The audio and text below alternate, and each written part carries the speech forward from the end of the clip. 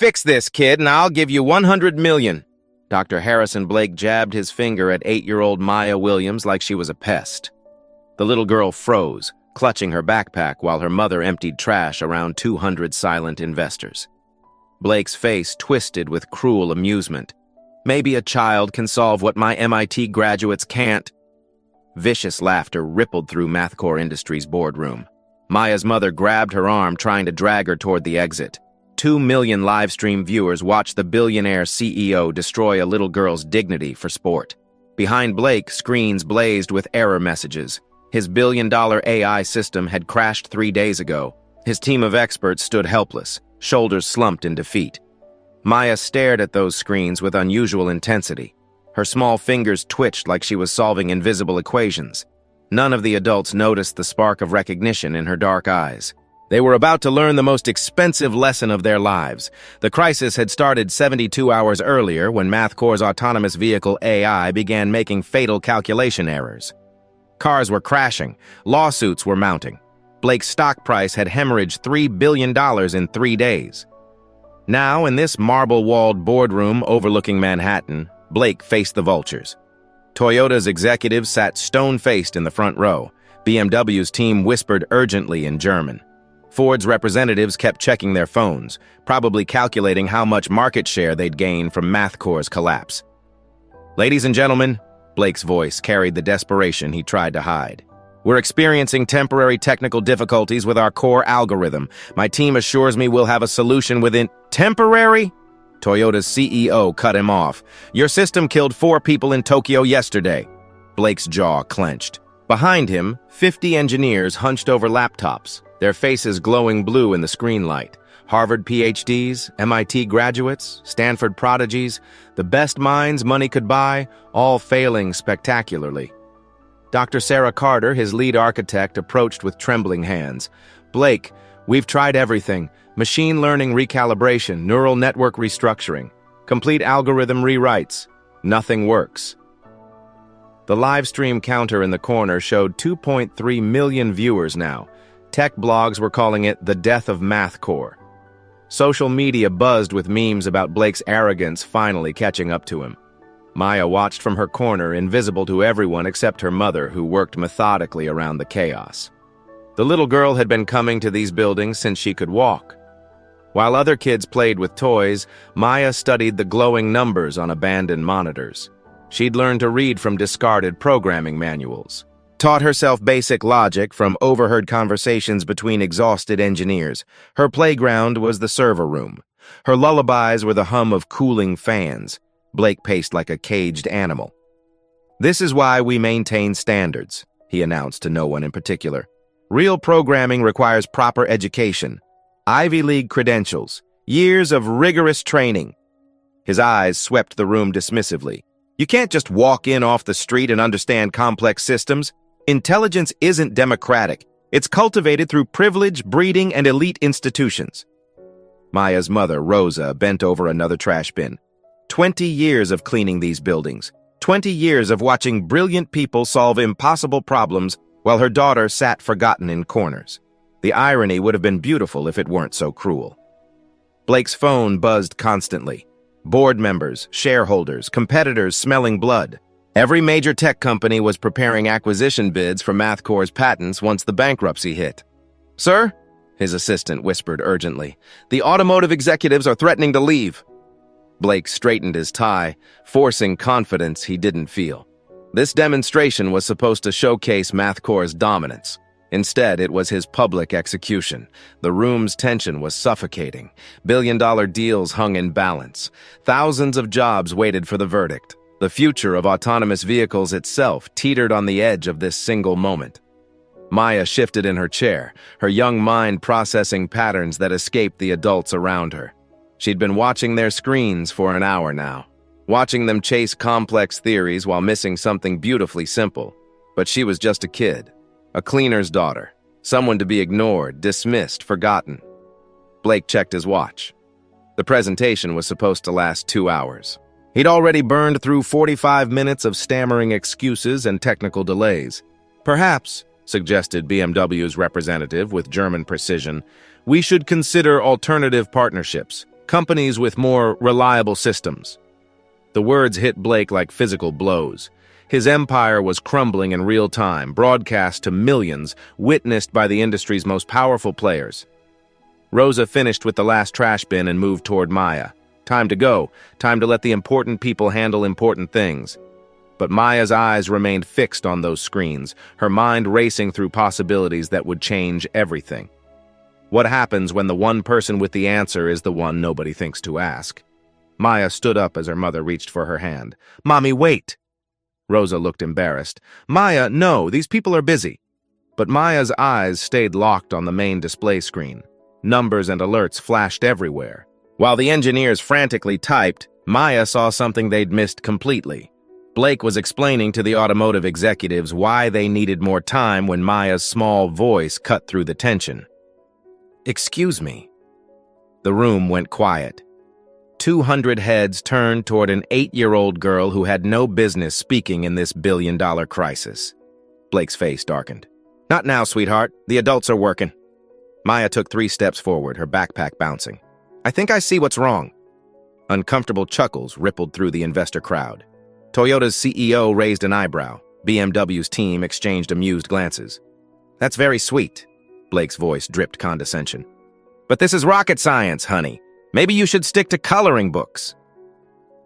Dr. Carter started to intervene, but Maya pressed forward with startling confidence.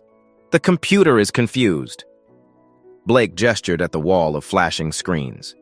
"Yes, obviously it's malfunctioning. That's why we have 50 experts trying to—" "No," Maya interrupted with unusual certainty. "It's not broken. It just doesn't understand what you're asking." The room fell silent. Every engineer stopped typing. Maya pointed at the main screen. "Right there. You're telling the computer to do something, but you meant to ask it a question."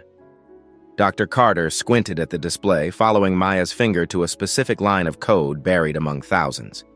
"It's like when you say your name is Sarah instead of asking, 'Is your name Sarah?'" Maya explained simply. "The computer gets mixed up." Blake's confidence wavered slightly. That's not how programming works." "Can I show you?" Maya asked with fearless childhood curiosity. The live stream viewer count hit 3 million. Comments flooded in faster than moderators could process them. #8-year-old vs CEO began trending worldwide. Toyota's CEO leaned forward with interest. "I'd like to see what the child suggests." Blake felt trapped. Refusing would look petty. Agreeing would legitimize a child's opinion over his team's expertise. "Fine," he said through gritted teeth. "Dr. Carter, let her point out whatever she thinks she sees. When nothing happens, perhaps we can return to serious work." Maya walked to Dr. Carter's workstation, completely unintimidated by the room full of powerful adults watching her every move. "Here," she pointed at the screen. "The computer thinks you're changing something instead of checking something. You need to fix how you ask the question." Dr. Carter stared at the line Maya indicated, such a tiny detail buried in millions of calculations.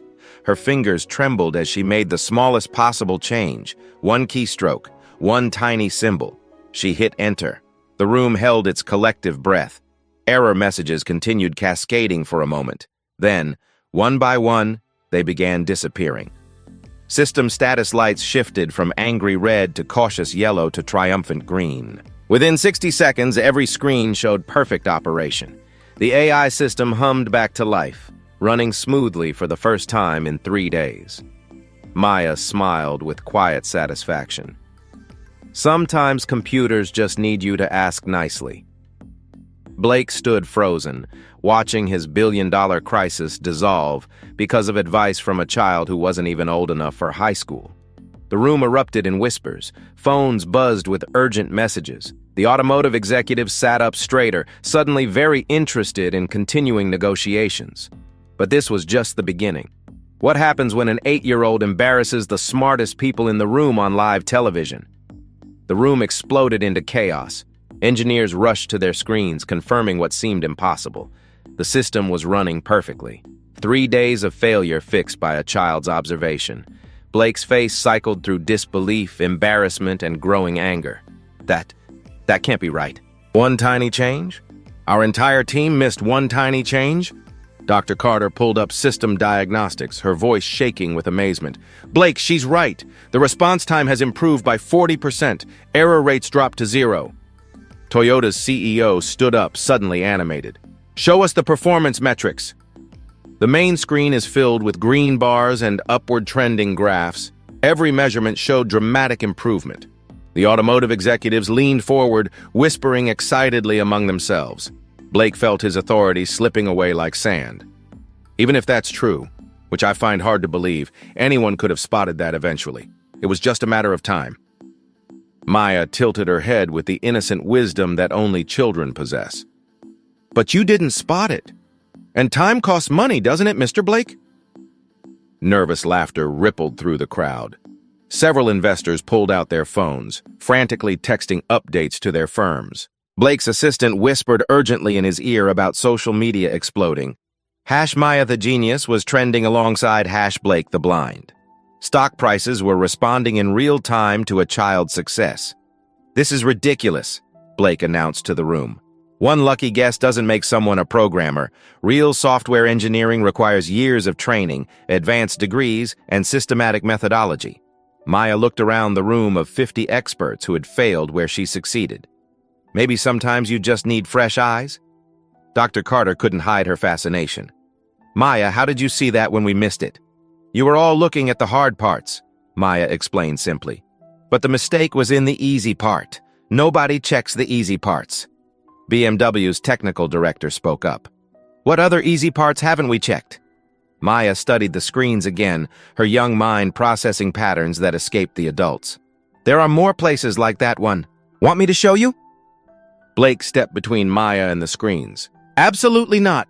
This has gone far enough. We have protocols, procedures, and professional standards." "Are you afraid she'll find more mistakes?" Toyota's CEO asked pointedly. The question hung in the air like a challenge. Blake realized he was trapped by his own arrogance.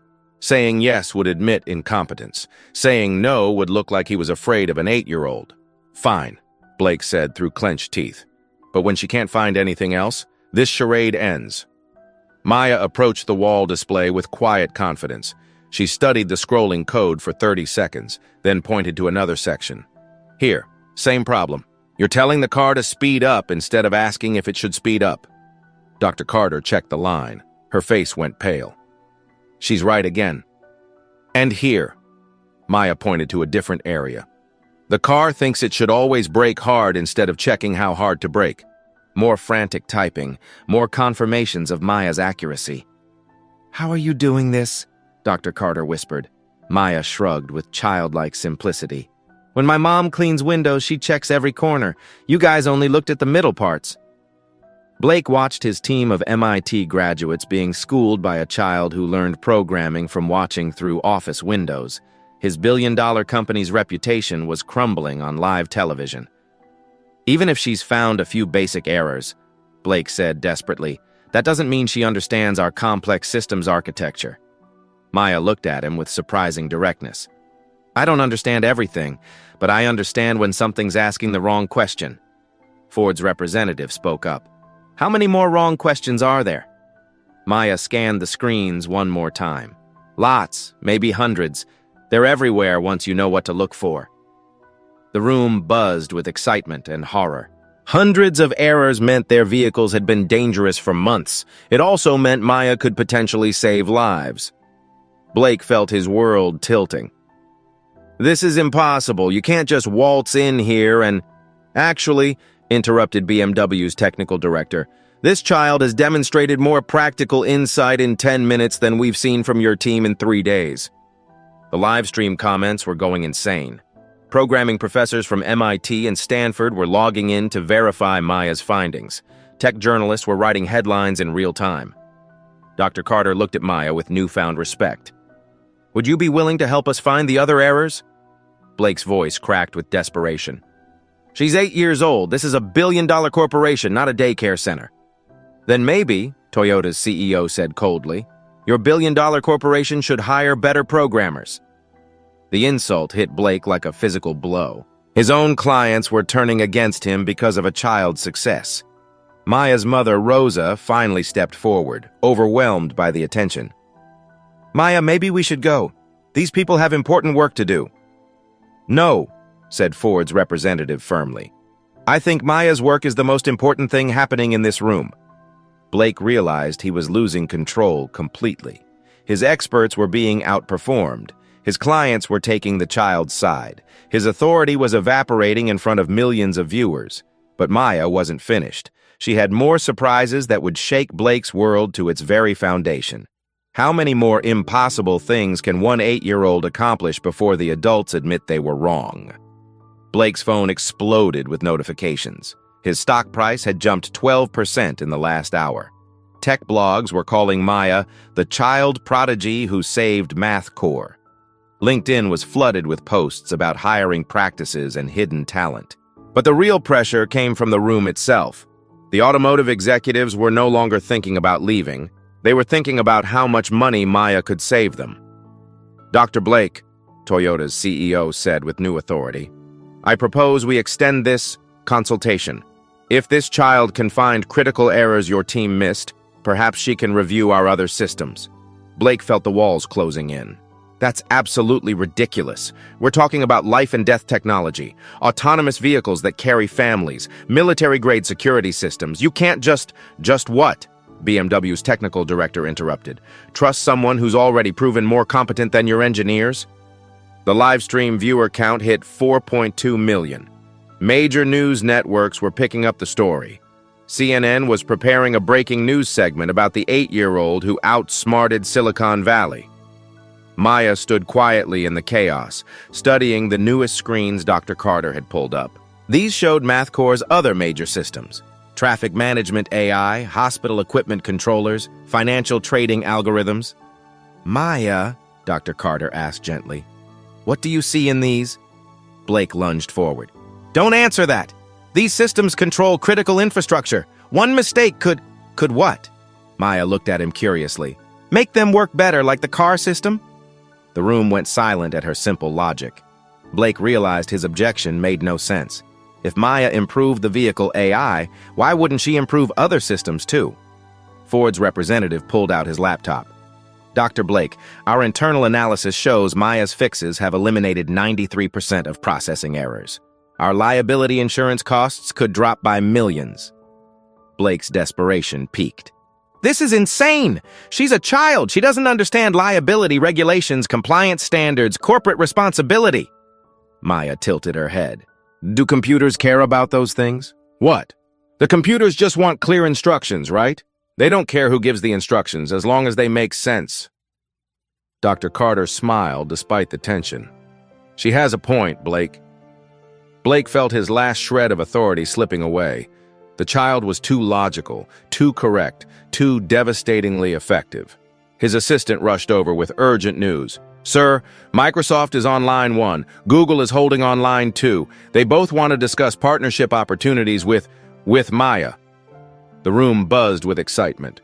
The biggest tech companies in the world were trying to poach an 8-year-old who had outperformed Blake's entire team. Blake's board members began calling. Investors were demanding emergency meetings. Competitors were circling like sharks, sensing blood in the water. This has gone too far, Blake announced desperately. Maya, thank you for your contribution, but I think it's time for you and your mother to go home. Actually, Toyota's CEO stood up, we'd like Maya to stay. We're prepared to pay consultancy fees for her continued assistance. Blake's face turned red. You can't hire her! She's 8! There are child labor laws, legal restrictions, educational requirements. Maya looked at the adults arguing about her like she wasn't there. Can I just look at the other screens? I promise I won't break anything. Her innocent request silenced the room. How do you deny a child who's already saved your company millions? Dr. Carter pulled up the hospital management system. What do you think, Maya? Maya studied the display with intense concentration. Within minutes, she pointed to several areas. Same problems. The computers are getting confused about questions and commands. More frantic verification. More confirmed errors. Each fix improved system performance dramatically. Blake watched his professional world crumble. A child was systematically exposing years of his team's failures in front of the most important clients in the industry. The financial trading system was next. Maya found 17 critical errors in 20 minutes. Errors that could have cost investors billions in miscalculated trades. Blake's phone rang constantly. Job offers for Maya poured in from tech giants. Media requests multiplied by the hour. His own shareholders were questioning his leadership competence. "Stop," Blake said quietly. The room turned to him. "I said stop!" Blake's voice cracked with desperation. "This is my company, my systems, my team. I won't have some—" He paused, searching for words that wouldn't sound completely cruel. "Some untrained child making us look incompetent." Maya looked at him with the devastating honesty only children possess. "But Mr. Blake, I'm not making you look incompetent. You already were incompetent. I'm just showing everyone." The room fell dead silent. Blake realized he'd just been publicly destroyed by an 8-year-old's perfectly logical observation. But Maya wasn't done with him yet. The biggest revelation was still coming. Blake's humiliation went viral instantly. The clip of Maya's devastating comeback, "I'm not making you look incompetent. You already were incompetent," spread across every social platform. #Maya roasts Blake became the #1 trending topic worldwide. But Blake wasn't finished. If he was going down, he'd take this arrogant child with him. "Fine," Blake announced with dangerous calm. "You think you're so clever? Let's make this interesting." He gestured to his assistant, who wheeled in a massive display showing MathCore's complete system architecture. Millions of lines of code controlling everything from traffic lights to hospital life support. 24 hours, Blake declared. "Find and fix every error in our entire infrastructure. All of it. If you succeed, I'll personally write you a check for $100 million. The room gasped. Blake was betting his entire fortune on destroying an 8-year-old's confidence. "But when you fail," Blake's smile turned cruel, "you and your mother leave this building forever, and we announce to the world that your earlier success was just beginner's luck." Maya looked at the overwhelming wall of data, thousands of systems, millions of potential errors, an impossible task for a team of experts, let alone one small girl. Rosa stepped protectively toward her daughter. "Maya, we don't need to do this. You've already proven yourself." But Maya studied the screens with quiet intensity. "It's okay, Mommy. I see the patterns now." Dr. Carter looked worried. "Maya, this is different from the simple fixes before. This is enterprise-level complexity, infrastructure that can't fail." Blake's confidence returned as doubt crept across the room. "Exactly. Real systems require real expertise, not party tricks from a child who got lucky." The automotive executives exchanged uncertain glances. Maybe Blake was right. Maybe Maya's success had been coincidental. Blake pushed his advantage. "Of course, if you're scared, we can call this whole thing off. No shame in admitting when you're out of your depth." Maya looked up at him with calm determination. "I'm not scared, Mr. Blake. Are you?" The challenge hung in the air like electricity. Blake realized he'd just been goaded into a public bet by an 8-year-old, but backing down now would look even worse. "Fine. 24 hours. Starting now." The clock began ticking at 2:17 p.m. Maya sat at Dr. Carter's workstation, her small hands barely reaching the keyboard. The main screen showed system after system, financial networks, medical databases, transportation grids, communication infrastructures. Hour 1, Maya developed her strategy. Instead of reading every line of code, she looked for pattern repetitions. The same types of mistakes appear across different systems. Hour 3, first breakthrough. Maya identified 5 common error patterns that appeared hundreds of times throughout MathCore's code. Each pattern represented the same basic confusion between asking and telling.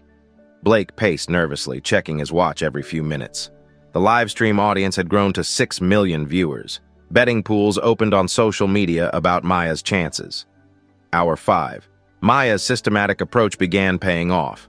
She found clusters of errors in the financial trading system that could have triggered market crashes. Dr. Carter verified each discovery with growing amazement. Blake started his psychological warfare. "Getting tired yet, Maya? This isn't like finding 1 or 2 simple mistakes. This is serious work." Hour 8. Maya had identified over 200 critical errors. Each fix improved system performance measurably. Her method was working, but the scope was enormous. Blake sensed doubt creeping into the room. "Look at her. She's exhausted. This is exactly why we have age restrictions in professional environments." Rosa brought Maya a sandwich, worried about her daughter pushing so hard. "Mija, maybe you should rest."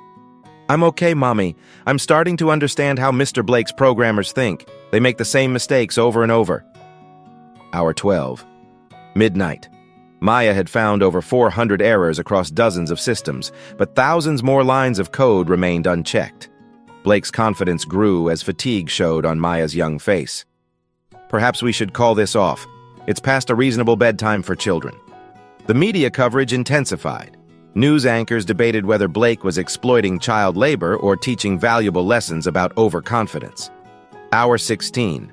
Maya discovered something troubling in the hospital management system. Not just simple errors, but fundamental security vulnerabilities that could allow hackers to access patient records. "Mr. Blake," Maya said quietly, "bad people could break into your hospital computers and steal sick people's information." Blake dismissed her concern. "Our security protocols are industry standard. You wouldn't understand enterprise cybersecurity." But Dr. Carter ran deeper diagnostics and went pale. "Blake, she's right. We have massive security holes." Hour 20. Maya was running on determination alone. She'd found over 600 errors, but Blake kept moving the goalposts. "Even if you find 1,000 mistakes," Blake announced, "that doesn't prove you understand our quality assurance processes, our testing protocols, our deployment strategies." Maya looked up with tired eyes. "I understand that your computers are scared and confused. They just want someone to give them clear instructions." Hour 22. Maya made her final discovery. Hidden in the deepest layers of MathCore's code were systematic backdoors. Someone had been secretly accessing their systems for months. "Mr. Blake," Maya's voice was small but urgent, "someone's been stealing from your computers." Blake rushed to see what she'd found. His face went white as he realized the implications. Hour 24. The deadline arrived. Maya had identified 847 distinct errors across MathCore's entire infrastructure. More importantly, she'd exposed a massive data breach that could have destroyed the company. Blake stood before the room, his earlier confidence completely shattered. The 8-year-old he'd tried to humiliate had just saved his billion-dollar empire from catastrophic failure. But Maya wasn't done revealing Blake's incompetence. The biggest surprise was yet to come. The automotive executives waited for Blake's response. 6 million viewers held their breath. Maya sat quietly, exhausted but victorious. "Well, Dr. Blake," Toyota's CEO asked pointedly, "does the child get her $100 million? Blake's mouth opened and closed like a fish gasping for air. He was about to face the most expensive decision of his life. But first, Maya had one more devastating revelation that would change everything. What happens when an 8-year-old discovers that the real problem isn't incompetence but something much worse?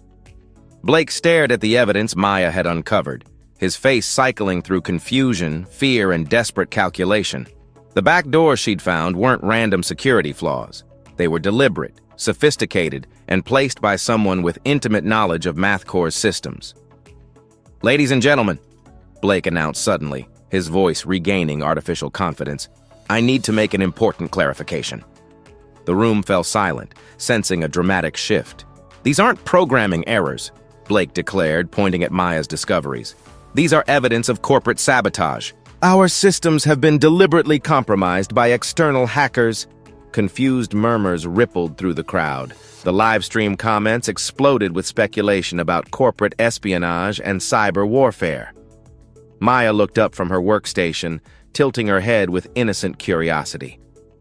"Mr. Blake, why would hackers make the same mistakes your programmers always make?"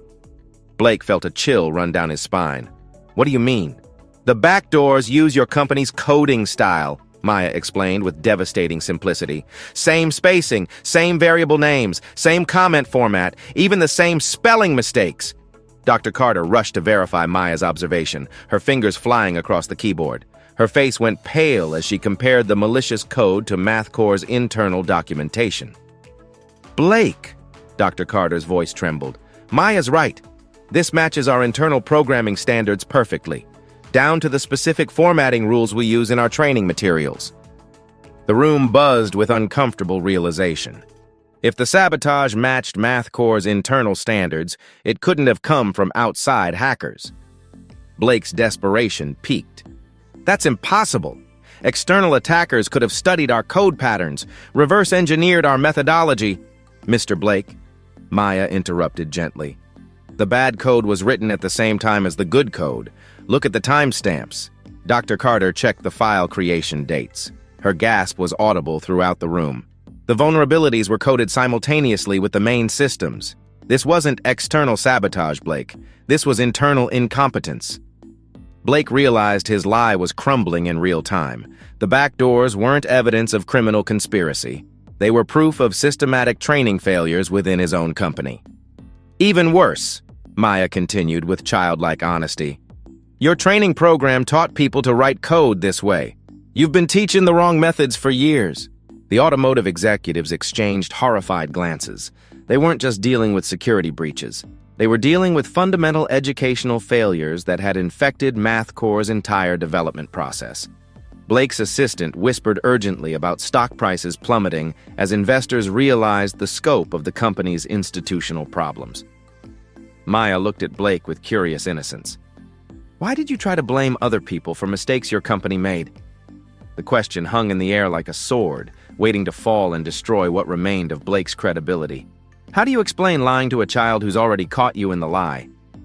Blake's lie hung in the air like poison gas.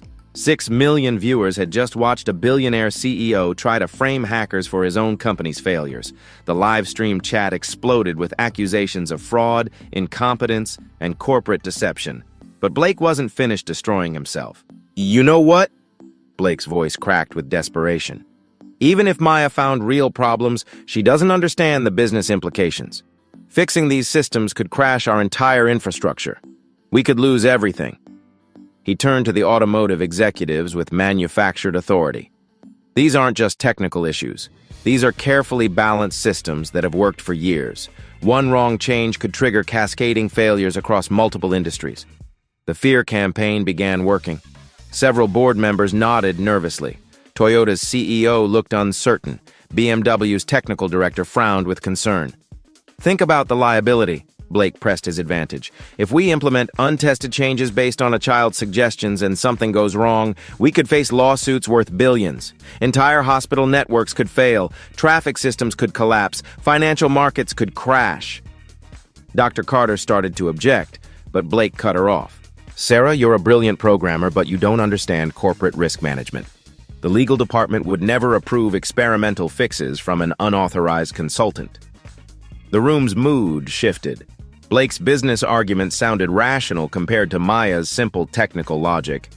Several investors pulled out their phones, probably calling lawyers and risk assessment teams.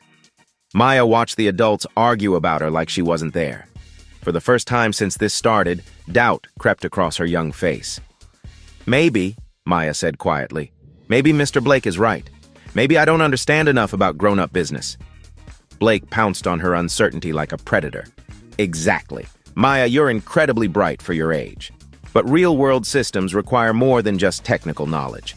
They require understanding of regulations, compliance standards, operational procedures, and risk mitigation strategies. The 8-year-old who had been so confident suddenly looked small and overwhelmed. The adult world's complexity was crushing her simple certainty. Rosa moved protectively toward her daughter.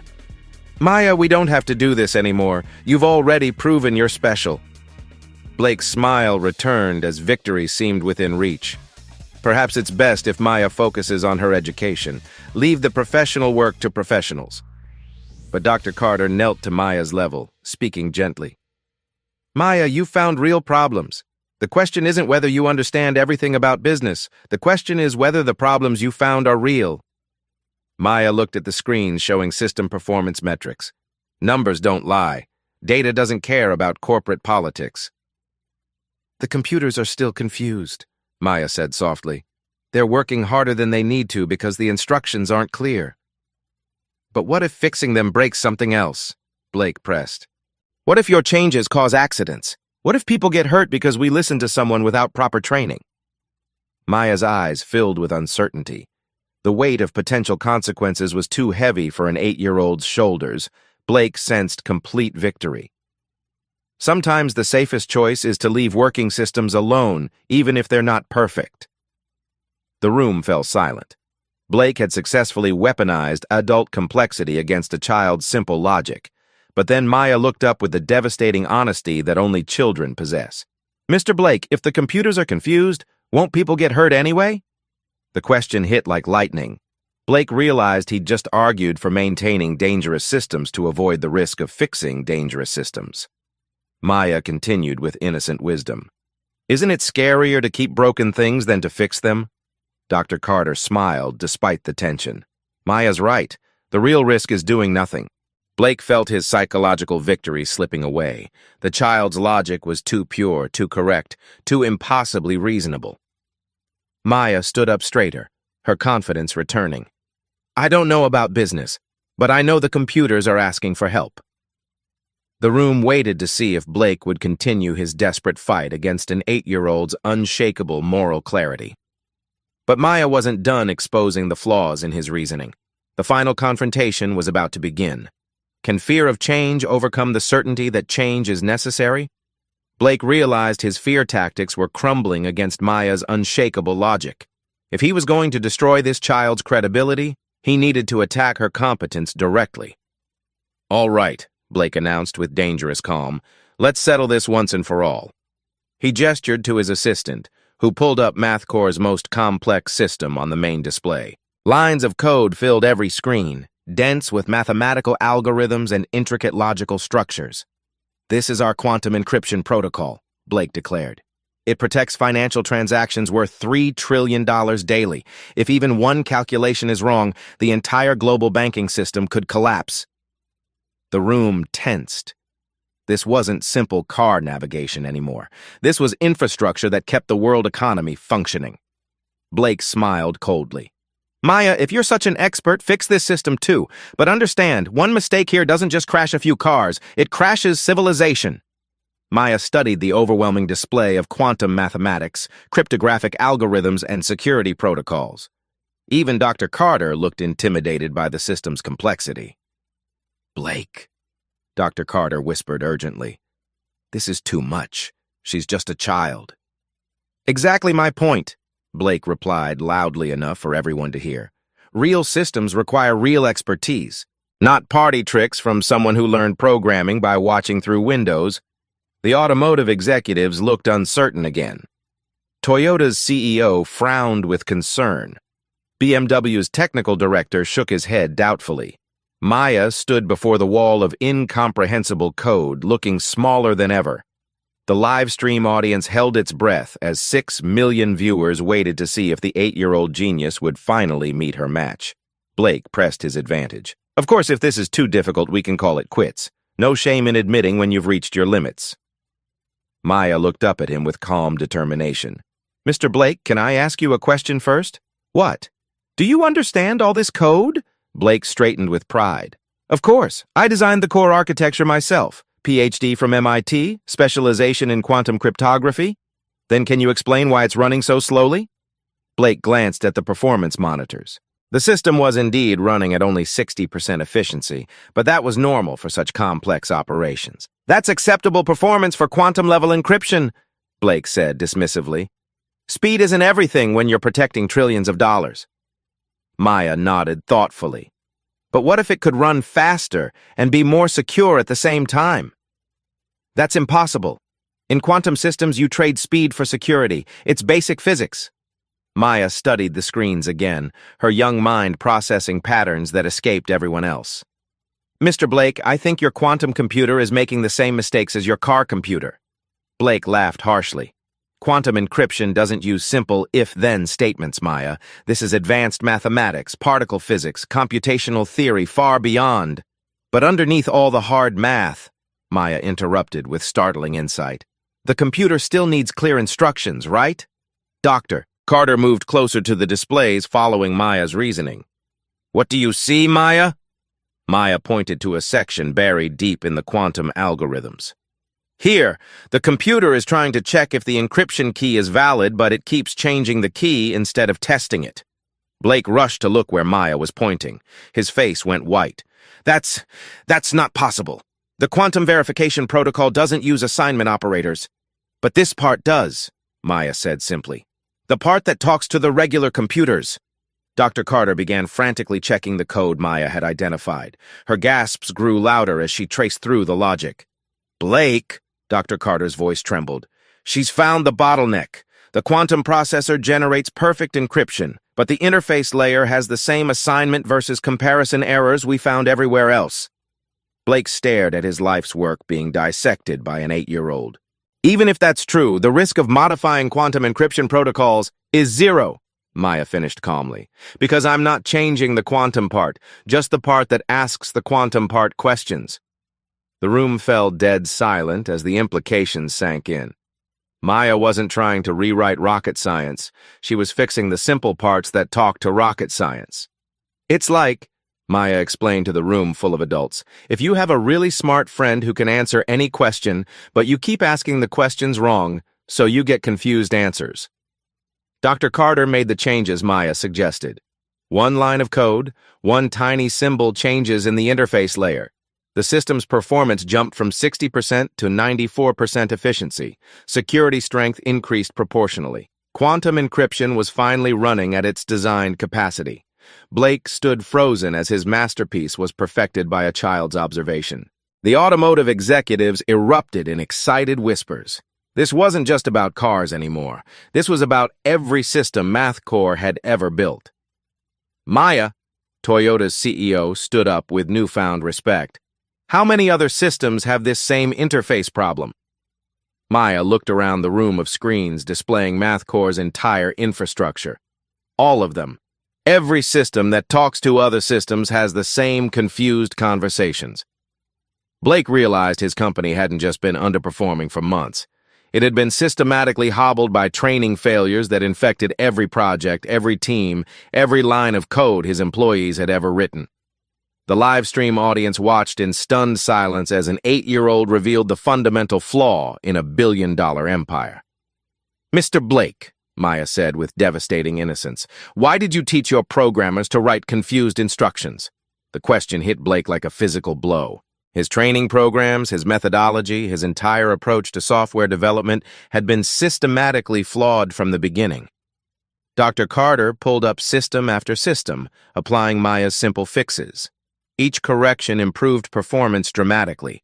The girl hadn't just solved individual problems, she'd identified the root cause of every problem MathCore had ever had.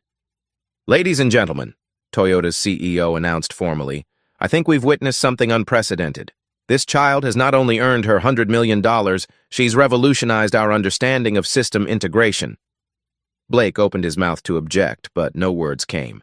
Maya had systematically destroyed his authority, his expertise, and his credibility with nothing but simple logic and devastating accuracy.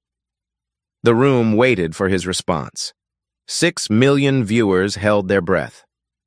Maya stood quietly, having just proved that sometimes the most complex problems have the simplest solutions. But the biggest revelation was yet to come.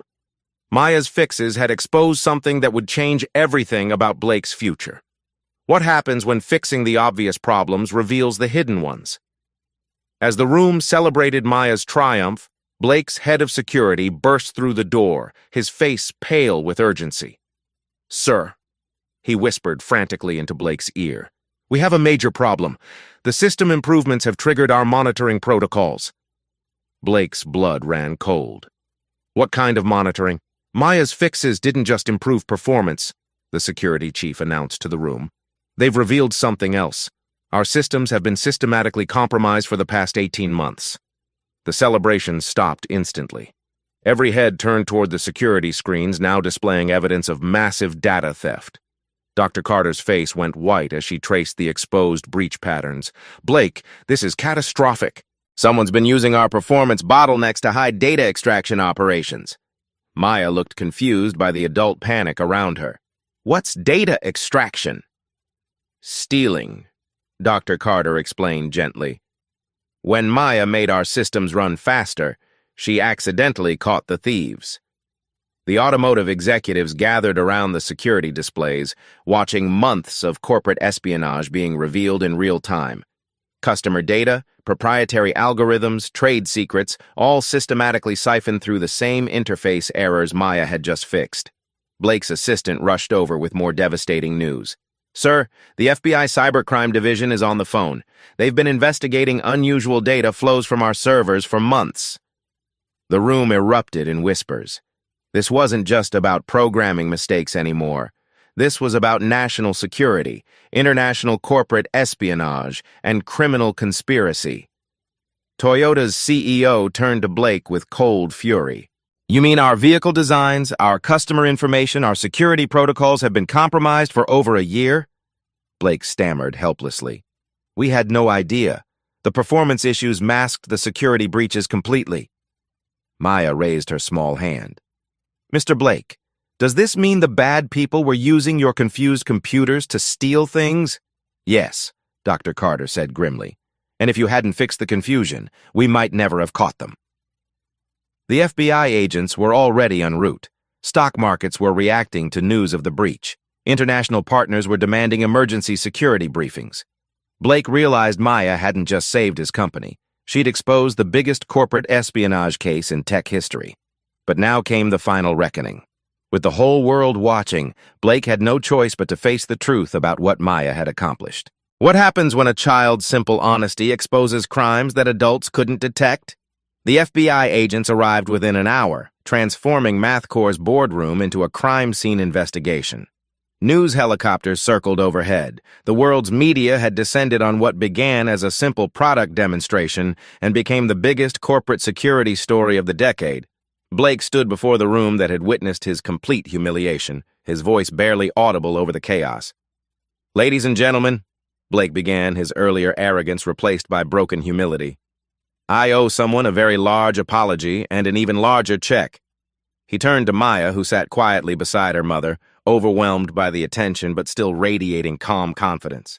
"Maya Williams," Blake's voice cracked, "you have not only earned the $100 million prize, but you've saved this company from catastrophic failure, exposed massive criminal activity, and taught us all a lesson about wisdom, competence, and the courage to see clearly." The room erupted in applause. The livestream audience of 7 million viewers posted heart emojis and crying faces as Blake continued his public acknowledgement. "I formally apologize," Blake said, his words broadcast worldwide, "for underestimating your abilities, dismissing your insights, and assuming that intelligence requires credentials rather than clarity." Maya looked up at him with the generous forgiveness that only children possess. "It's okay, Mr. Blake. Grown-ups make mistakes too." Dr. Carter announced Maya's broader impact. "Her discoveries will save our industry billions annually and prevent the largest data theft in corporate history." Maya's story sparked a global movement. Companies began hiring fresh eyes consultants. Universities created programs for unconventional thinkers. Parents started truly listening to their children's insights. But the real change happened in millions of individual hearts. People who had been dismissed, overlooked, or silenced found the courage to speak up. Maya proved that brilliance doesn't require credentials. It requires the courage to see clearly and speak truthfully. How many Mayas are sitting quietly in corners right now, waiting for someone to listen? Share this story if you believe talent deserves recognition regardless of age, background, or credentials. Like and subscribe to help us find the next overlooked genius who could change the world. Tell us in the comments, have you ever been underestimated? What would you fix if someone gave you the chance? The story you heard today wasn't cleaned up. It was told exactly as it happened. At Black Voices Uncut, we believe that's the only way truth can live. If you felt something, hit like, comment, and your reaction, and subscribe. Every week, we bring you voices that refuse to be silenced.